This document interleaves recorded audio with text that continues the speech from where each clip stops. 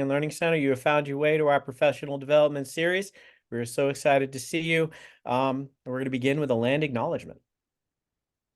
All right, let me share my screen and sound.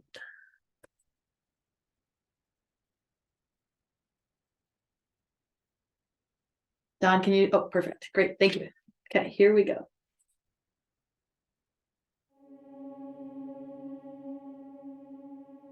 As the first land-grant institution established under the 1862 Morrill Act, we acknowledge that the state of Kansas is, historically, home to many native nations, including the Kaw, Osage, and Pawnee, among others.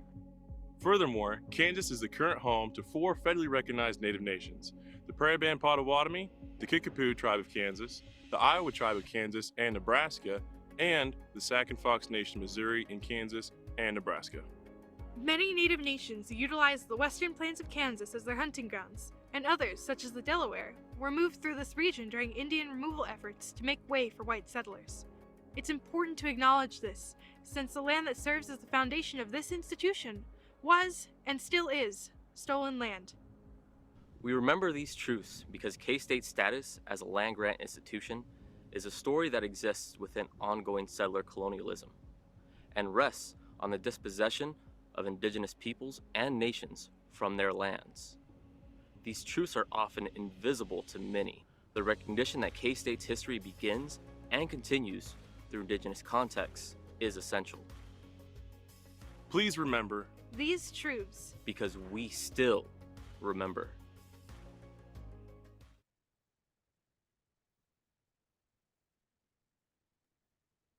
Thank you. I want to let everyone know that this series happens every Wednesday over Zoom. Our last session will be next week. We won't have this meeting over finals week, and then we'll start up again in the spring. We have a wonderful lineup for you in the spring. We have the opportunity for you to earn a professional development certificate, either as a graduate teaching assistant or as a faculty or staff member. That information has just been provided by my colleagues in the chat. You also have the opportunity if you're a faculty member to potentially be a TLC fellow, which is super cool, and you definitely should check out that possibility. If anyone can't be here in real time, we have these recordings available for asynchronous viewing on our TLC website. So if anyone has a colleague who needs to know the stuff we're talking about today, for instance, or any of the other conversations we've already had, they can watch that for asynchronous viewing. In letting you know what's going on this week and next week, we had to switch our topic. So a couple of you may be disappointed to find out that today we will not be having Ryan Staley from the Counseling and Psychological Services Center to talk about supporting students and ourselves, what makes this hard and how do we do it. That is a very important topic, unfortunately, that Dr. Staley is sick today. So we have switched the dates to next week. So Dr. Staley will come and share that information with us next week. And our teaching chat, which was planned for next week, will actually happen today. So a teaching chat, as many of you are aware, is an opportunity for us to talk about lots of different kinds of things. And what we've done this year is we kind of have like a primary topic to kind of guide the conversation after we've given people the opportunity to raise concerns or issues or those kinds of things. So that's what we're going to do today. And if any of you says, oh, that's not what I thought would happen today, and you log off, I will not be that offended by you being here next week for Dr. Staley coming and talking about student and faculty well-being. I want to start out today, and I see a couple people left. That's completely fine. You got to do you. I want to start because it's the end of the semester, and I like to try to be optimistic. Sometimes I'm not, but I just like to try to be optimistic. And I want to start out with everyone do waterfall chat. You're going to type a win into the chat. This could be personal win, professional win, whatever. You're going to type a win, but we're not going to hit enter until I say go.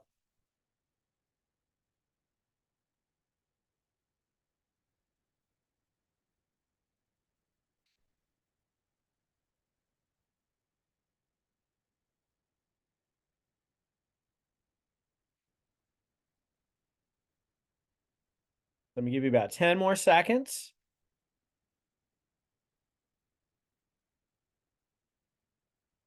All right, hit enter. So let's see. I'll say my win is I had a talk in a workshop that I did on teaching go well. Andy says they're still there. That's good. I'm definitely happy for that versus the alternative. Ted says surviving with the end of the semester, amazingly not behind on anything. On anything, really? That is absolutely amazing. That's not a win. Like you just won it all. That's great. Melissa says students who didn't speak up at the start of the semester are more likely to talk now because they feel more comfortable with classmates. One of you said this, I wasn't smart enough to say this myself, but connection precedes content. And apparently that connection came through. That is excellent. Someone said their Christmas tree is up. My Christmas tree is also up, but we have 2 new kittens, so we haven't put any ornaments on it yet. So I kind of don't know what to do at that point. Brandon said finally finished some grading that was overdue. We don't have due dates on grading, right? That's not how that works. Ashley said excited about the content in their class this week. Yeah, one of the things I highly recommend, if you haven't heard me say this before, always save some really super cool stuff for the end, so that you have something to kind of end with and a high note, something to look forward to as an instructor. It's easier to keep the students' intrinsic levels of interest in your topic if you save some of that really good stuff for the end. So I'm really glad to hear that, Ashley. Beth said students are in class even though they're feeling crummy. And we're all kind of feeling crummy at this point. So it's glad that they're persevering too. Cynthia said, I've had enough content to fill my entire semester teaching a new to me course. Yeah, those new preps are completely stress inducing. So I'm glad you get enough to teach. Nathan said, made it through the semester. That is excellent. Ted says, for now anyway, kind of talking about he's not behind in anything. That may change during the course of this meeting. Who knows? Sarah said students are successfully defending their proposals. That's big. That's amazing. And for all of you who are supervising students, honors theses, doctoral dissertations, master's theses, any of those kinds of things, I want to applaud the efforts that you put in, because it's not only the student, it's the faculty members that are supporting their progress that definitely expend both actual work and emotional work to kind of support that. So thank you for supporting your students in that way. And Linda said, same here, tree up with no ornaments. Yeah, so hopefully we'll get ornaments on those trees as we get a little bit closer. So thank you. I love the idea of seeing the wins, thinking about it. I do this in my classes, especially when my students are feeling crummy. As one of you had kind of said, it's a great way to kind of elevate the mood and kind of let people know, hey, we're all human at this point. So I want to now offer the opportunity, the other side. Are there any kind of issues or concerns that you want to kind of talk about at this point? We're getting toward the end of the semester. So I want to kind of offer that opportunity that we can kind of, maybe crowdsource some answers or some perspectives on if anyone has an issue or concern that they'd like to raise. And you can say it out loud or you can drop it in the chat and I can read it for you.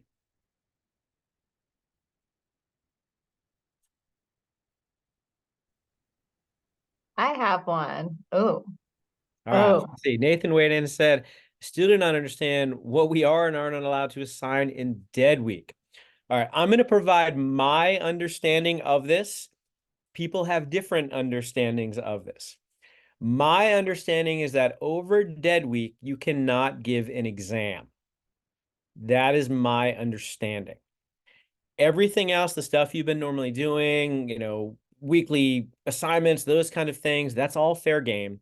And you can absolutely teach new content in that last week. I know some students think, well, we're not supposed to have class, we're not supposed to learn anything new. That's not true at all. You can teach new content, your class can meet, you can have regular assignments, but my understanding is you can't have an exam and you can't have anything new. Those are things that I've kind of had. So Brandon said, we've been instructed it cannot be an exam or any major projects. Normal week-to-week assignments are fine. And he said, I understood it as a final comprehensive assessment. Yeah, so there's kind of different understandings, but you definitely can't do your final during dead week. That is absolutely a no-no. Some people think, well, I'm going to do my final over dead week, then we have to worry about over finals week. You can't do that. If you have a final exam, it has to be during final exam week. It can't be over dead week.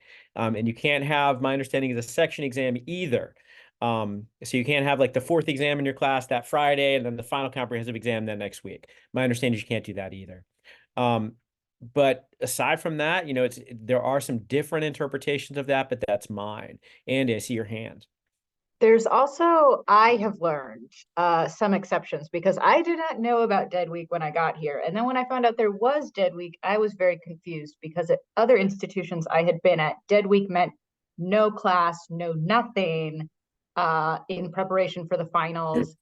And then I had students asking, like, do we have class? And I was like, why would we not have class? Then I was told that we couldn't have any assessments. And so I started going with that. I have learned since then that certain disciplines and departments on campus have exceptions to dead week. And so it's worth, because I learned that apparently modern languages has an exception. We don't have to, we can do whatever we want. I don't know how that So Came to be. I'm not aware of any of those exceptions, but I'm also not the person who would grant them. And if I'm not in your department, I wouldn't necessarily know. So what I will say based on kind of Andy feedback is if you do need kind of more guidance about how your department defines dead week, talk to a colleague in your department, possibly your department head, and they can potentially provide you a little bit of guidance. There's a couple questions in the chat. One says, is it okay to open the final exam during dead week, but it's not due until finals week? People do it a lot. I don't think technically you're supposed to be able to do that, because that is equivalent to giving an early final exam during dead week, for at least some of your students. And what happens in common practice versus what we're supposed to do, I understand don't always match. And I'm not the police here. I'm not gonna, go and, raid your syllabi or any of those kind of things. I'm just telling you what, my experience has led me. Melissa says, if there's a final project instead of a final exam, can it be due during dead week instead of finals week? Instead, I don't do this, but I hear about this a lot. There's a difference of opinion on what the university handbook says about that. Some people interpret the university handbook to say you must have something during finals exam week to end your class. Other people interpret that to say if you have a final exam, it has to be during finals week. And if you have a project, that can be due whenever. I will say there's probably enough ambiguity there that in reality, these rules are set up so that we are being fair to our students. If you are being fair to your students and giving them enough notice and enough guidance and enough warning about the projects and the expectations toward the end of the semester, you're probably going to be okay. But there is definitely some ambiguity in these policies. Someone said they believe lab finals can be done during finals week. I do think that is also true. I agree with that. And someone said this is an important issue that perhaps should be discussed and clarified by faculty senate. We do have a lot on our plate. This is something we're talking now. A couple of issues that are coming to Senate because SGA brought them to our attention. Is apparently some people are changing due dates at the last minute and moving them up. So it's not a situation where a due date is being extended, but a situation where, hey, that thing that was due on Thursday, really now it's due tomorrow. And students are kind of pushing back on that. So we are kind of considering some of these issues. Another issue that we're kind of considering is putting some language potentially in the handbook, and this is way early stages in conversation of, kind of mandating that if when you're doing T-vals, you have to do them at the end of the semester. There have been some situations where students are completing the T-vals in their classes, their fall full semester classes in mid-October. Which I would think is more of a mid-semester evaluation, not a final evaluation. So some of these timing issues are being considered, both at the TLC and in Faculty Senate in some ways in the early stages. So I can't promise you where that's going to go, but yeah, someone said here's the handbook language, and I've been in the handbook enough to know that sometimes, even if something is clearly stated, there are differences of interpretation of that. So yeah, I will say though that dead week that people have in other institutions, we don't do anything that's not what happens here. Where I went to school, we had reading days, and reading days were like days off. So we didn't have class the Thursday or Friday of dead week because those were to get ready for finals. We then did a 2-in-1 schedule from there on. So we had 2 days of finals, a reading day, 2 days of finals, a reading day, 2 days of finals. So that you had these dedicated study days to kind of help you get ready. And that was kind of cool. It did happen sometimes though that you might be taking your last final on Sunday morning, because they went to 2-in-1, regardless of whether it was a weekday or a weekend. And I went to a private residential college, so that they said you're all on campus anyway, so that's how that works. But yeah, there's a lot of differences in interpretation. Other issues and concerns.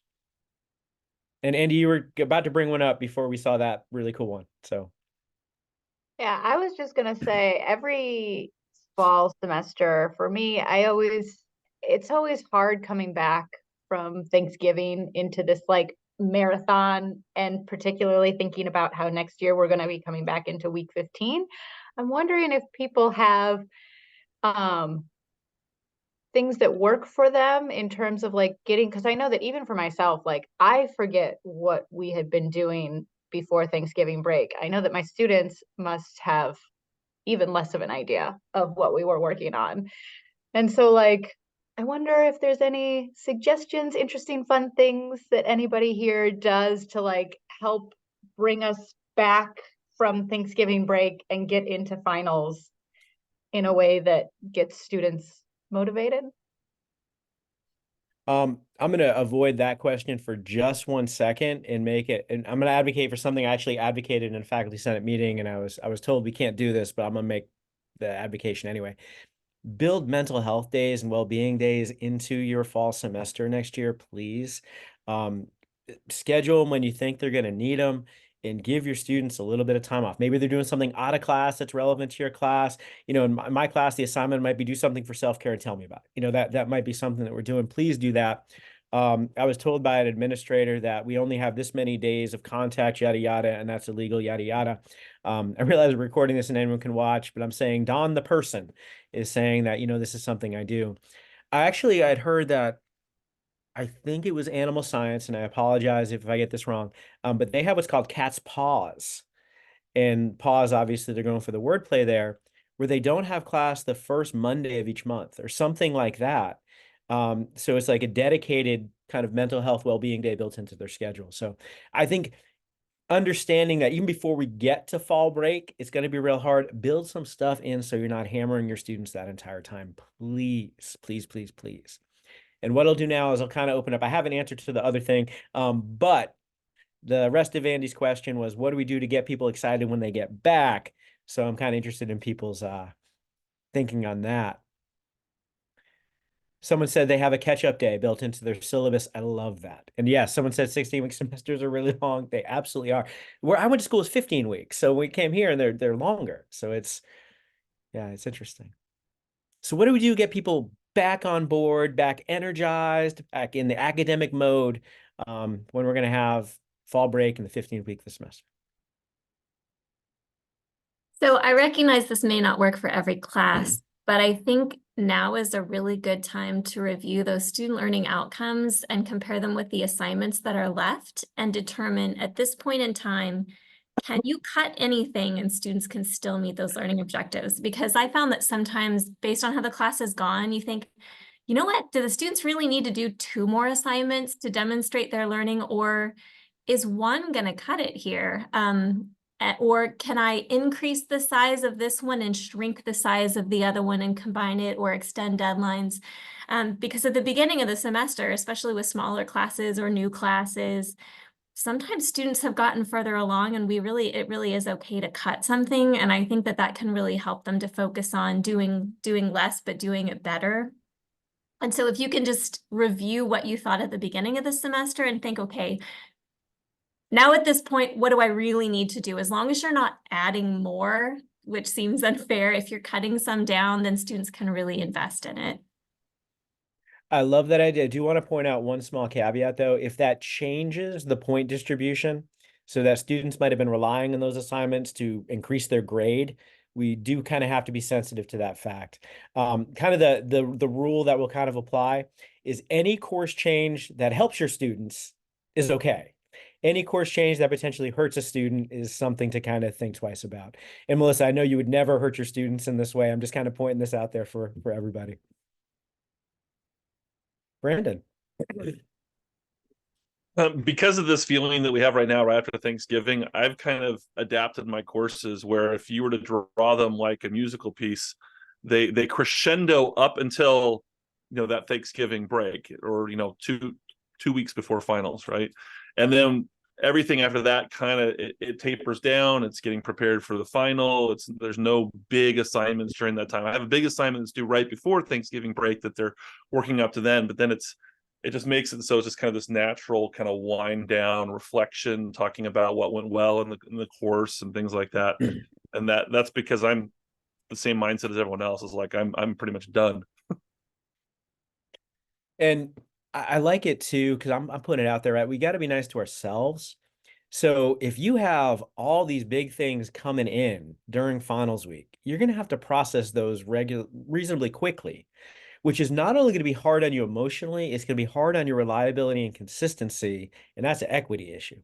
So doing things to kind of make it easy, like in my principles of college teaching class, our final product was due yesterday. So we do have a couple little things, from here on out, kind of like Brandon was suggesting, but the big work has kind of been done, and now we're reflecting, kind of on our learning. We're kind of celebrating the learning that we've kind of done together for the last little bit, which is definitely more validating and fulfilling for me as an instructor. But I think it's also kind of cooler for my students. So yeah, like think both in terms of them and in terms of you. And you've heard me say this before, but I'll say it again, but this is consistent with Melissa's advice. If you can make something shorter, so you can take that 10-page paper and make it 3 pages and satisfy the same outcome, do that. That's going to be easier for you. It's going to be easier for them. And if it's a little shorter than you think they need, they're going to give you their second draft, not their first. So they're doing better work too. So that's win-win. So anything you can kind of do to streamline and make the experience better for you and for them is going to be helpful. I thought I saw something just pop up there in the chat too. Let me see. Nope. Someone liked to comment. That's nice. One of the things I left, I mentioned this already, is I come back to the strongest stuff, right? So when you take general psychology, a lot of people are taking it because they're interested in psychopathology. They're interested in mental illness, they're interested in treatment, those kind of things. That's after Thanksgiving content. So you've come all this way through, and now we've got to the stuff you've been waiting for. So it's kind of, and then my last day in that class is social psychology, which is my only day where I'm actually an expert. So it's these things that are kind of backloaded both for what my students are most interested in and what I'm most interested in. So I'm looking forward to getting back to those kinds of things. So these are things that I think are really kind of powerful to help my own experience. And I apologize for the ambient noise. Bluemont is being renovated, so it's fun.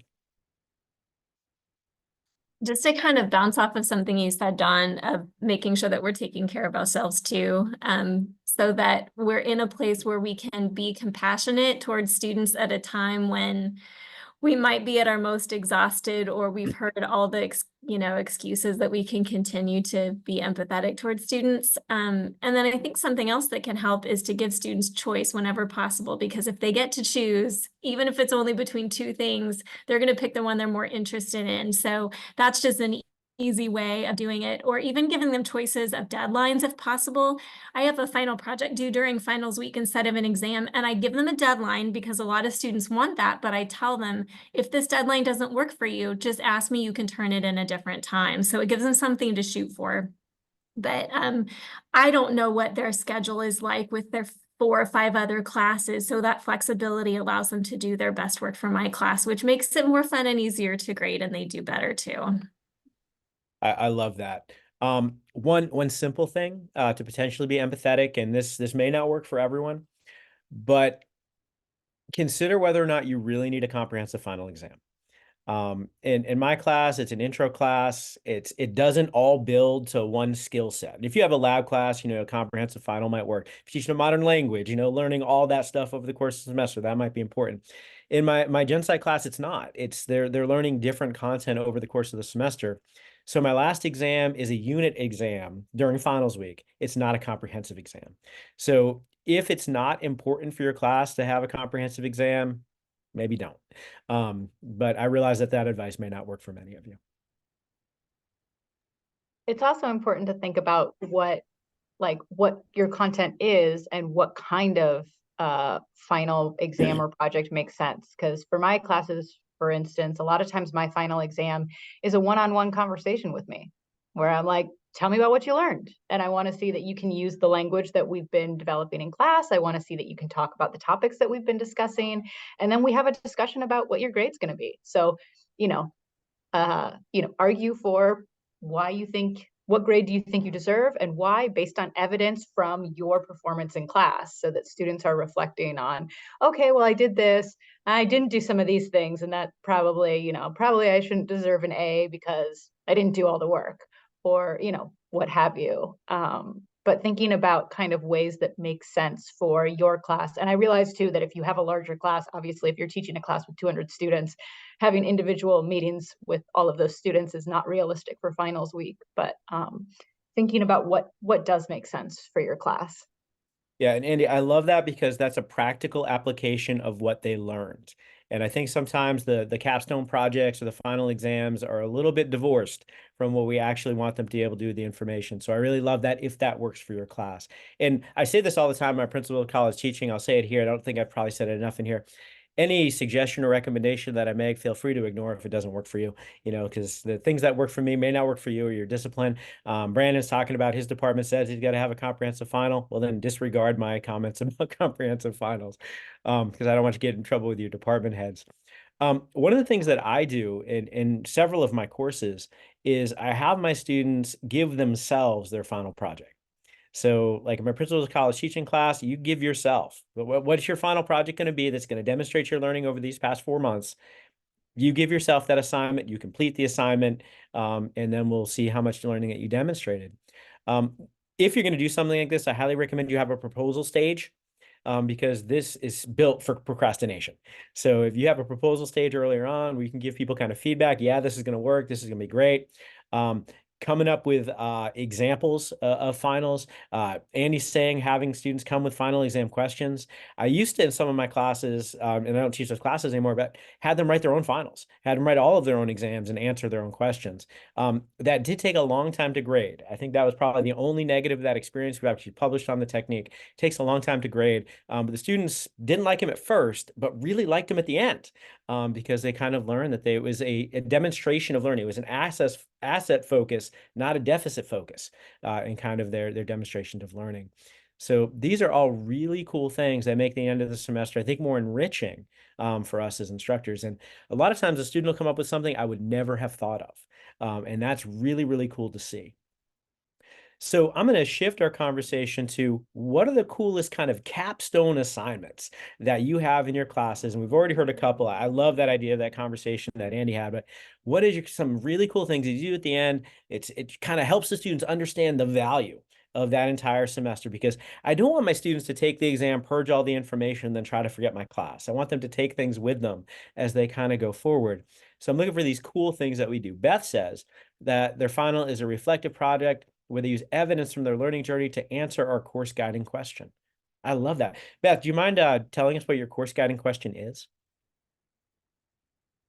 So I obviously teach, elementary pre-service teachers, right? And I teach science methods. And so our course guiding question is, how do I foster curiosity and wonder through science instruction, basically, with elementary students? And so everything that we do throughout the semester is designed to support understanding how to foster curiosity and wonder, right, through all of the different methods and instructional strategies and things that we do. And so I have a few like reflective prompts for them to consider, and they think about some of the instructional strategies that we've learned and used in the class, and they have to speak to at least 2 of those that they want to use in their future classroom. And then we also keep a science notebook as a model of what I would want them to do with their students.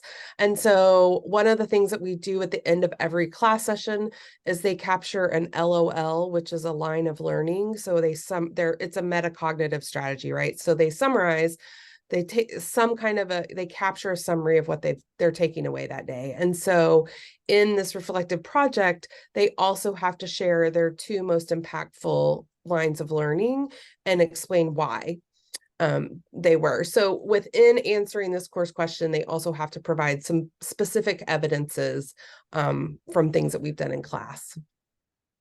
Beth, I love all of that. Yeah, it's succinct, it's streamlined. Your guiding question is powerful and amazing. And what you're doing, and this is something I also recommend that we do, is you're creating an assignment that you want to read. I had seen, like, one of my Facebook friends had posted something about being really mad at themselves for having given an assignment for 90 papers they didn't want to read. I would want to read the answers to your assignment. And I think having that set up is really, really super cool. So that I is absolutely do enjoy it. It does take time, not gonna lie, Yeah. right?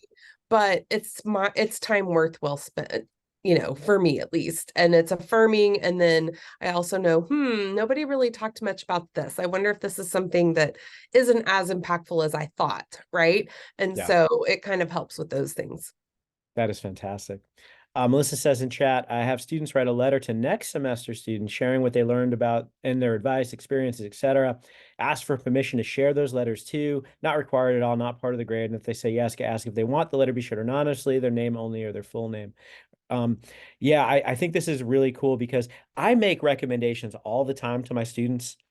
But if students make recommendations to students, I think there's a little bit more power and persuasiveness in that. I will say I've done this in one of my classes, and at the end of the semester, every couple of students will say, really listen to those recommendations that the students make, because I didn't, and I got in a hole because of it. So I really like that, sharing that empathetic perspective. What else do y'all do for really kind of cool capstone assignments? Yeah, Brandon. I have one, and I think I've shared this before in a previous meeting, but it's one that's really, for me, it's what I call my course design survey. And so if I've got a syllabus that's got like 5 main things on it that they're getting points from, I have a survey that I give them points to complete, where I'll ask them a set of 3 questions for each of those areas on the syllabus. And it's on a scale of 1 to 10, how beneficial was this component of the class to you learning? And then second question is, what's the reason for your score? And then third, what is something you would recommend I change about this component, and do that for all the sections. And it just gives you a lot of real good feedback to understand where students are saying, yeah, this didn't help me at all. And it also, what I find too, is that I have different parts that are for different students. I've got that component is for a certain subsection of students that really helps them learn more. And some students may be like, yeah, I didn't really get anything out of it, but they get something out of the other area. But when you get all your students saying, this did not help me at all, you can be like, okay, I need to rethink how I've got the course designed. That is fantastic. I love that, Brandon. What else do y'all do? I just wanted to highlight something that I have been hearing from multiple people that I think is really important and impactful for students, is reminding them that their final exams or any assessment is about demonstrating evidence of learning and what they've done in the course. I find that the more that I stress that to my students and the more that we talk about that, the better they do. They're like, oh, like, I especially think about myself as an undergraduate student, because I was not the brightest crayon in the box, and I never had any clue that the assessments were connected to what we were doing in class. Really, it was like, oh, I have to write an essay, but I didn't think about, like, what is the professor asking me to do this for? Like, what is the reason that I'm doing this? And so engaging students in that discussion, and like, this is what we're doing, this is why we're doing it, and what can you show me that you've done and learned in this class? Once you start asking that question, I've started doing that for a lot of my classes, and the quality of the work that they produce goes way up, because they're like, oh, I'm showing you what I learned, great. And so whatever way that you can kind of stress that to students, I think is fantastic. And also it shows that growth rather than deficit. You're not losing points, you're showing me what you can do. And a thing I want to point out here, and I'm talking more about my own experience than Andy's experience as an undergraduate, is I was a dumbass as an undergraduate. I didn't read the syllabus, and I passed in things and all that kind of stuff, right? So empathizing with that situation that some of our students in, and realizing that, the hindsight bias that we all have now, being in higher education, this wasn't really who we were necessarily as students. I think that has helped me in kind of changing the way that I interact with my students and set them up. One of the things I I'm do, showing you I learned, instead of I did what you wanted, how you wanted. That's awesome. So one of the things I do in the last class period that we have before, before finals week, is they work in small groups, and we've used the 3-2-1 summary frame a lot in our coursework, right? When we're summarizing articles or things that we've read or done.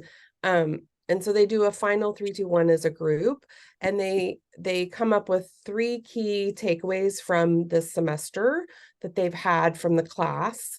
Then they come up with 2 strategies or activities that they definitely want to use in their future classrooms.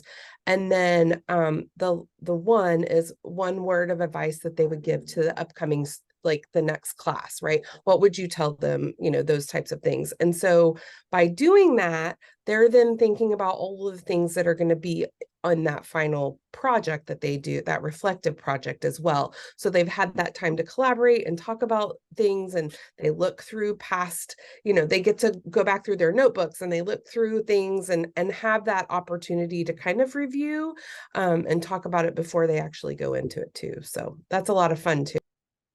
So Beth, that reminds me to let everyone know the end of the spring semester, we have what's called a SOTL showcase. SOTL stands for Scholarship in Teaching and Learning. People share the really cool things that they've done. And 321 sounds like that could be something that you could present at that showcase, Beth. So I'm thinking ahead for that. And by the way, a number of the things of some of our colleagues have said would also be really, really nice in that sharing of ideas. But that is fantastic. I love that. Someone in the chat, Sherry in the chat said, in Fashion Design Studio, final projects are more service learning, supporting weavers in Guatemala, making clothing for the local shelter, which takes some pressure off of personal decision-making at this stressful time. That's really cool. Really good demonstration of their learning and application to something that has social value. I really enjoy that. One of the things that I do either as a capstone assignment or as a last day activity, kind of depending on whether I want to have points on it or those kind of things. I love the reflections, as some people have kind of talked about. And sometimes I'll have the reflection on the course overall. Sometimes the specific student learning objectives like Brandon had talked about. I often will have a textbook evaluation assignment. So kind of tell me, hey, what did you read it? And it's funny, students will tell me, no, I didn't read it. And they'll tell me for why and all of that. And it's like, do you want me to use it again next semester? Why not? Which chapters are your favorite? That kind of stuff. And we'll usually have that built in as an assignment. So they'll give us some points for that. But that's really cool in helping my course design in the future. I also love, and I do this either as individuals or sometimes in small groups, the top 10 things that they've learned. This is an awesome last day activity, and they will tell you stuff that, relates to the content, but they'll often tell you, and this has changed the way I've taught my classes sometimes, that they all kind of zeroed in on a moment. Maybe it was a little bit of a tangent. Maybe it was this extra thing that we kind of did, or a reaction to a student question. And they zero on this thing and saying, that was the thing. That was the thing that I learned that was most valuable this semester. And then the next semester I build a unit on that. So sometimes it's really interesting to see what sticks with your students. And then sometimes they're really just kind of fun. I learned that Don didn't like cheese, or, whatever that happens to be. That's true. Cheese sucks. But they'll do these kinds of things, and it's really fun to get them to then share them out. It's a really nice community kind of building activity on the last day to kind of reflect. I also love the most memorable moment. This is something we're doing in our class this week. People always lose respect for the cheese things. And yes, it's all cheese is bad. What about this one? It's all bad.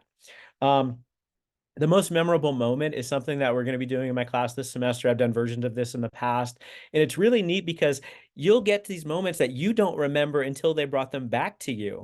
And it's really kind of cool to see that over those 4 months, you've had a lot of really special time with this cohort of students. So I really do appreciate doing that. And then one other I'll kind of put out there is I do homework for life in my classes. So as mentioned already, I don't want your learning to, just be purged after the last final project or final exam. So I want to know, going forward from this class, what are you going to do differently in your personal, professional life? And sometimes I'll even have an assignment built around turning that into a public service announcement, saying, what should other people do based on what you've learned in this class to make their worlds better places? So these are really, really cool things. They're so gratifying and validating to read. It is amazing to see students kind of personalize this. And I don't think ChatGPT has created a video for my students yet. They're still having to at least, read the script that something produces for them. So these are really, really gratifying ways for me to end my semester, because I'm tired. You all are tired. We're past the grumpy time into the chaos, and doing anything like this to kind of find ways for your students to not only say that, this class I took was valuable for all these reasons, but to share that with you, it's a wonderful way to end your semester. It really is. I do something similar to, the end of the semester, last day of class. A lot of times I'll put up the course objectives from the beginning of the class, and I put students in groups and I say, okay, you need to rate how well you feel that you met these objectives for each objective, rated on a scale of 1 to 5, 1 being like not at all, 5 being like knocked it out of the park.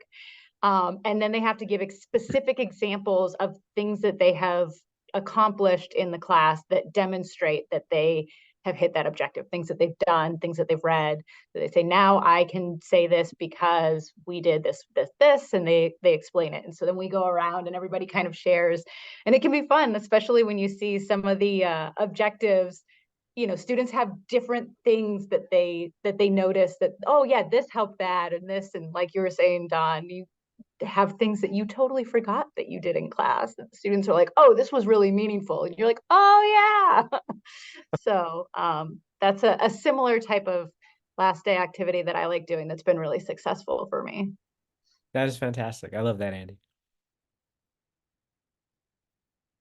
Melissa said they had a student literally read sources for a final presentation over Zoom in an online class. Yeah, so it can happen. It can happen. So last kind of conversation point, and y'all can introduce other conversation points as you like, but the last one I kind of wanted to hear about is I realize we don't want to think about spring yet, but we kind of got to start thinking about spring.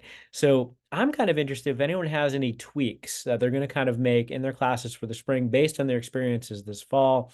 I'll also take this opportunity to say I'm not a huge fan of overhauling. I'm a huge fan of making tweaks. I think the experimentalist in me, you can't change all the factors and then know what worked. So you got to kind of change things kind of periodically over time to kind of figure out how to optimize that class. So I'm a huge fan of these small little tweaks and changes. So any tweaks that y'all are considering for the spring based on your fall experience? Yeah, Brandon. I had one of my classes this semester where I kind of did a mid-semester tweak, and it was well received, and I'm going to apply it to kind of all my classes. But it was during the pandemic, I stopped doing group projects, and had not reintroduced it back. And so I've got it was a group project, but it was in giving presentations, and then it was a smaller class, 21 students, broke them up into groups of 3. And before they gave the presentations in class, I did a dry run with them where they presented to me and I gave them some immediate feedback and here's some things to tweak. And so it ended up with their presentations were short, taking in what we've talked about before is like, instead of a full, class time, it was, I think we gave them 10 minutes, and I think I'm going to make it shorter next time. But it was just real good feedback from the students on the feedback they received on how to give better presentations, because it was something that was clearly lacking. That's awesome. I love that. And yeah, I think some of those things pre-COVID we can potentially revisit, because I know a lot of us made some big changes to our classes because of that. Brandon, I love that. Any other tweaks people are thinking about for the spring?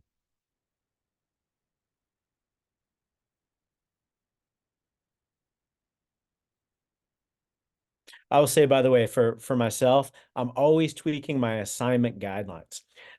Because what'll happen is I'll give the assignment, the students will do it and they say, that's not what I wanted. And they'll tweak the assignment. And so the common mistakes that my students make every semester change the assignment guidelines for the next semester.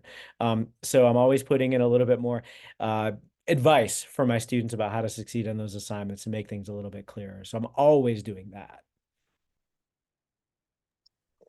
One thing that I am going to tweak for the spring semester is my attendance policy. Last spring, I really haven't had an issue this semester, but last semester I was teaching general psychology at a pretty unpopular time. It was Monday, Wednesday, Friday at 2:30, and a class of about 22 students, and regularly the average was about 7 students who were coming to class. It was demoralizing. It was I was trying to be empathetic. I had a policy where I didn't take attendance, and so I didn't provide notes, but it was their responsibility to get the notes if they didn't come.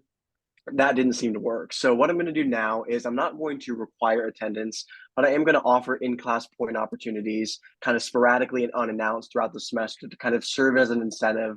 I know many of my colleagues do that as well. But that is one thing I'm going to do. And I'm looking forward to that because I don't want another semester with 1/3 of my class showing up because I'm trying to be empathetic on my end. And for any of you who might be thinking, maybe it's because Noah didn't rock in the classroom, Noah rocks in the classroom. So that was not the situation here at all. I actually observed that class and I was like, they're missing out on an amazing, they should just come even if they're not enrolled. This class is amazing. Noah, are you thinking more kind of pop quizzes? Are you thinking kind of more participation? Like what are you kind of thinking? Yeah, I'm thinking more participation, kind of application based. So it's kind of some way for them to kind of play with the information, kind of like maybe an exit ticket, even kind of sort of thing, at least once a week, unannounced, to kind of, again, serve as that incentive to get them to come to class. Awesome. And the only advice I would need, you've heard me give you this advice, and I've even said this, is just make it easy on you, right? So the things that you do and that kind of thing, don't add a ton of extra work for you to have to do that if your purpose is just to really kind of promote attendance and thinking. Totally. Thank you. What other tweaks are we going to make? Noah, just to go off that, I don't know what your structure is or the size of your class, but if you put the assignment on, and maybe you're already planning this, but if you put it on Canvas, then you're not collecting papers to grade. That can be a real big time saver. And then the students who miss it will see that they missed it. So I don't know if that's a plus or minus, but I love the idea you have. Thank you, Melissa. No, that's a good idea. In the past, I've done the paper, and you're right, it does put more end to kind of put all that in Canvas. So having something streamlined like that would definitely help. So one caveat, and I know I've had this experience, I know a colleague in my department has had this experience. If they know to look for it, they can do it from home. So I've had students who take pop quizzes, not having been in my class, but they knew to come in and look for it about that time. The assignment was available, and then they did it. So if you're doing it directly through Canvas, which I still advocate for, I think just be aware of that. So you might want to have some policy like, assignments won't be accepted if you were not in class to take it or something like that. And then you would have to keep track of kind of who's in your class. But if your class is small, and I think your class is small, right? You might be able to kind of do that. But it's funny. And I think about this. We talked about me being a dumbass. I was also a highly intelligent slacker. So I found kind of the loopholes to kind of get things done. I would have figured that loophole out. One thing that you can consider both to make your life easier and also encourage that in-class participation is to use a platform like Poll Everywhere or something like that and have them just do a poll or some type of like digital response, or even like a Qualtrics QR code where the QR code is only available in class. And then if they respond and fill it out, you get to see all the names digitally. You just go into your grade book, you have a Canvas assignment. So the students who weren't in class see that there was a thing that happened in class, but they can't do anything about it. And so that's kind of a way that you can have what Melissa was saying, that students recognize that they missed something, but there's no way to like join in and complete it without having been in class. And it makes it easier for you because you don't actually have to grade anything. You can just be like, yep, you did it. And I wonder too, if you ask the question out loud or on a slide or something, and they upload it to Canvas, the people not there would have no idea what they're responding to. That's actually what I was going to jump in and say. I've done that a couple of times in class with things, and what basically they have to do is take a picture of whatever we've done, whatever they've done in class, and they submit it in Canvas. And so it's not something then that those who weren't in class can do because they weren't there for the actual like learning piece. These are all such good recommendations. Thank you all so much. I'm definitely going to be using these ideas. And Ted mentioned in chat possibly having a passcode for specific assignments. I don't know how to do that. So I will put that out there for some of you who may be a little more tech savvy. Brandon says, taking a contrarian position. No, could you be teaching class on Zoom simultaneously? Would you get the remainder of the class to join if they could do so remotely? Yeah, that's a really good question. I myself have never taught a HyFlex class. I've TA'd for Don when he's done one, and I think I just enjoy the in-person experience more. I think I'm a better instructor when I can channel all of my energy right there to the physical classroom. So I'm probably hesitant to do the HyFlex. I'm not even sure that would get some of my stragglers to join remotely. But I do appreciate that thoughtful recommendation. That might be an idea. And I think Brandon is pointing out, right, that technology available to us now and our comfort with it, even I'm not tech savvy, I don't do the passcodes, but I know how to open up Zoom. So there's a lot more options that might be at our disposal for solving some of these problems than there were before. No, I know Don's taught HyFlex. I've also taught HyFlex and have a lot of thoughts on it. So if you ever want to chat about it, I'm happy to talk through the pros and cons of it. I opt for the in-person when that's the direction that I lean, but it depends on the crowd. Like, I know Don has a graduate level class that works really well, HyFlex. It's small and you've got graduate students, and then you've got your intro freshman level classes that are maybe less likely to work as well. I'm also, in terms of the assignments on Canvas, you can set an assignment like that to publish at a certain time and to close at a certain time. So if you wanted to have like a 5-minute window, or you could let them take it and then close it so students only have that in-person time, that might help. You could certainly, students can find a way to work any system, but most of them, I think, will be honest, but just kind of narrowing the time the assignment's available might help as well. That's a really good idea, and I definitely will reach out to you with HyFlex questions if I end up going that route. And I'm gonna put on one of our chat topics is the pros and cons of HyFlex, because we're starting to have some people go back and forth a little bit in the chat saying they've had differences of experiences, and I've also had very different experiences in the various classes, as Melissa kind of indicated. So we're gonna make that a chat topic for the spring, because I think that'll be fun to kind of talk those through. I think Out of again, it goes back to, curiosity- Sorry. Sorry, Andy, then Beth. Go ahead. Okay.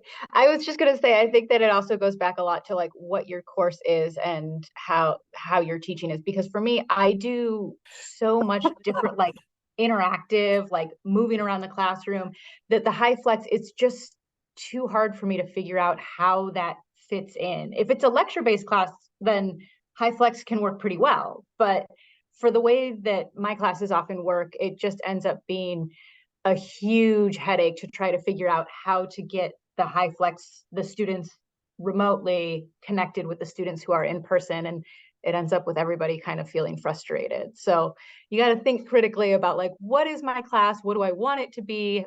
How does technology fit in here? I'll offer a comment a student had made once in my HyFlex Gen Psych from a couple of years ago. They said, I love it because I can watch the lectures at 1.5 speed. I said, I talk at 1.5 speed. How is that working out? But it was kind of interesting. Beth, your comment. I think that was actually kind of where I was going. Like, my curiosity is like, what constitutes HyFlex, right? Like, I offer my students the option, if they're ill or can't be in class, right, to let me know and I'll send them a Zoom link. But I don't just have it open every day. Now, the last few weeks, I have had an open Zoom. Like, I have had people on Zoom every day. And I have a little floating iPad, right, that goes around and they're in with a group. And so they participate with group discussions and do things like that. But like Andy, there are certain things they absolutely can't do, right? Like, because of whatever the nature of the activity. So I guess my question is, what does it mean to truly be HyFlex? Does it mean like every single class period you have a Zoom open and they have the option to come in person or remote, and it doesn't matter what they choose? Is that like, I guess that's kind of my curiosity. The most general, expansive, comprehensive definition of HyFlex is that every student makes a decision on the day how they want to attend class. And purely HyFlex is in person, remote synchronous, and remote asynchronous. So there are those three possibilities. Now, in reality, in practice, it takes everything from all the way in person to all the way online and everything in between. HyFlex is typically, you're going to have more modes of instruction than just in person. But yeah, there's a lot of different ways that instructors can personalize that for their situation, for the level of class, the number of students, those kinds of things. But yeah, so HyFlex can mean a lot of stuff. And then hybrid, just while we're kind of on defining terms, hybrid typically means that every student will have both an in-person and an online experience. So HyFlex, it's more up to the student's choice. Hybrid is everyone's going to have both. So if like during COVID, the first half of your alphabet attended in person on Tuesdays, but at home on Thursdays and vice versa, that would be hybrid, so that every student is having both of those experiences. Thank you. Sure. So we are nearing the time. Is there anything that anyone wanted to kind of talk about, ask about, comment on? We'll have an exit ticket, so don't get off just yet. Anything they wanted to kind of share before we concluded?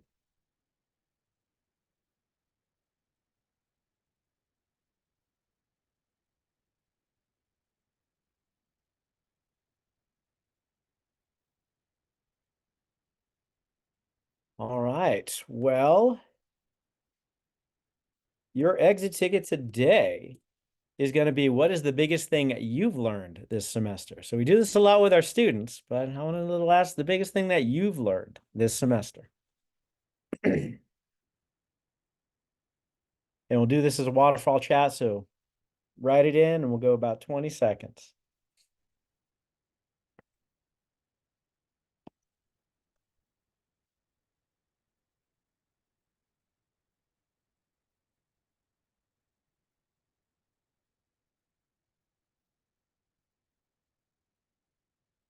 All right, so hit enter, please. All right, let's see what we got. And by the way, just a reminder, you can get a PD certificate. And next week, Ryan Staley's talking about student and instructor well-being. So be here for that. Let's see, have more one-on-one meetings at the beginning of the semester. That's excellent for creating connection. Love that. It's possible to be too lenient. It absolutely is, and that breaks my heart when I see students kind of dig themselves a hole because we were too empathetic. We can talk about that another time. Not learn but reiterated, less is more. I love that, Andy. I said that I learned again, as always, that students are awesome. And I will say last year I didn't teach first semester, first year students, and this year I did again. Oh my God, I love students in their first semester of college. It is amazing. Let's see, chunk larger projects, schedule specific times to complete sections of the projects. Excellent. Feel needing a mental health day. Perhaps my students need one too, possibly. There are some ways to evaluate students beyond formal exams. Absolutely. And those are often the more fun, awesome ways. So that is awesome. I'm glad that you're thinking about that. And someone else said, giving students freedom to be imperfect, they pressure themselves a lot. Yeah, I think one of the biggest things we can do, I think, is make ourselves a facilitator of their success, not an opponent to their success. And that changes the climate of our entire classroom as well as the nature of our interactions. So that is awesome. So thank you so much for being here. As always, can't wait to see y'all next week. And I hope your semester ends well. We have a post-event survey that Ashley just dropped into the chat. But thank you so much for being here. Have a great rest of your afternoon.